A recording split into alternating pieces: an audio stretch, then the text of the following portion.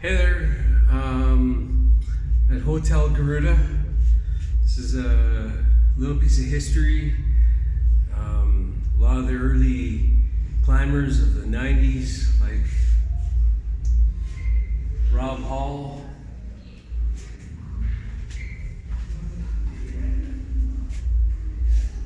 Scott Fisher, both died in 96. This is where they stayed. That's why I decided to stay here. We're gonna walk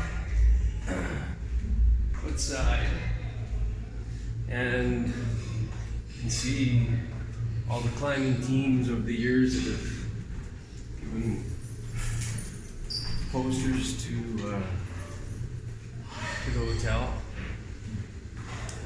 But I'd like to hit on the street. We're gonna do a couple things. One, count how many times I'm offered hash. Two, I'm gonna tell the story about how I'm not gonna be able to do the film where I wanted to do the film. By the way, this is the staff at Hotel Group.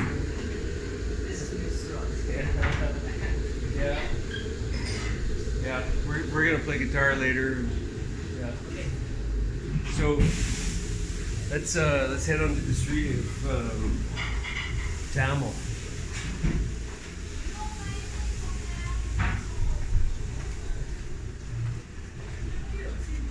Security guard. Oh, his water's been hiding it on him right here. Thinks it's funny. See if he finds it when we come back. He's a good guy, he plays guitar. Alright, it's on the street. So, here's what happened. I posted the itinerary where I was going, and I went to the Nepalese Tourism Board and to get my permits. I knew I had to pay for them, and the first thing they said to me was I had to go to Department of Immigration. Department of Immigration said to me, guess what? I gotta go to Home Affairs. So if I'm gonna do a film, documentary on food, then I gotta go to Home Affairs. They'll write a letter, and then that way I don't have to pay for any permits or have a guide, brother. So there's a long lineup outside the Parliament buildings. I had to call about 4 or 5 numbers before I finally got in. Got to Home Affairs. When Home Affairs met with me, they said they couldn't do anything until I had approval to do the documentary. And I had to go to the Ministry of Communications. So on the way to the Ministry of Communications,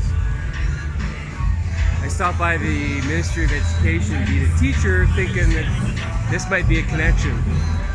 So met with secretary to the ministry who was going to extend my visa, and this is what he thought he was doing.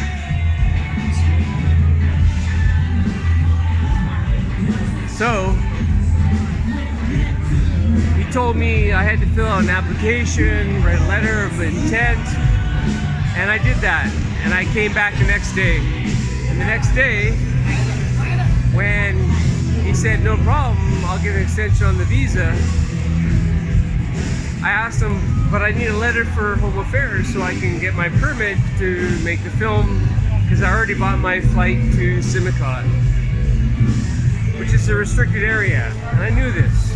So once it was decided that communications was the way I was going to end up getting a permit to go, I went to communications, and they told me it would take several weeks because I had to apply to the Ministry of Forestry, the Ministry of Conservation and Parks, and then I had to, even though I was going to go by myself and they were worried about this, I had to take a person from the ministry and I had to pay for their accommodation, their meals, the whole trip, all 60 days. And they said to me the reason why I couldn't do this by myself was it's too dangerous. And I said to them, yeah, well, you're gonna send a person from the ministry with me for 60 days? And they said, yeah, well, they have to do it. I said, all right, I won't do a film. So this is why the itinerary's changed.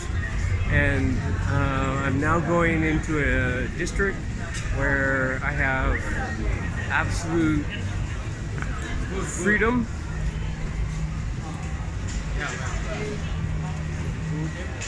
Yeah. So I should do this while I'm riding with you? Okay. Yeah? Yeah, your seat So is running. 100 rupees just to go how far? Just running. Just, yeah, 100 rupees. Yeah, so I don't have to walk, right? Yeah. Yeah. Yeah, I know it's nice. Thanks, brother. Yeah. Yeah. 100 rupees? 100. 100. So, I'll keep walking then. okay. 100, all right. So,